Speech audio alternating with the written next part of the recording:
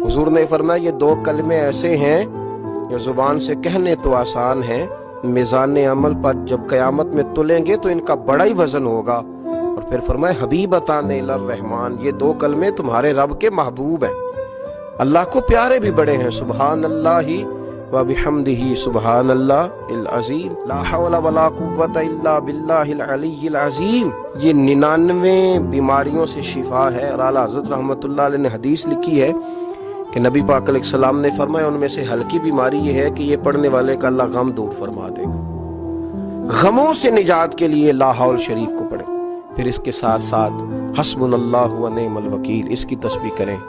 और जो चाहता है कि मैं रहमत में नहला दिया जाऊं, मेरे चारों जानब करम ही करम हो, आसानी ही आसानी हो, तो फिर वो तस्बीह ले ले और दुरूद व सलाम पढ़ना शुरू कर दे।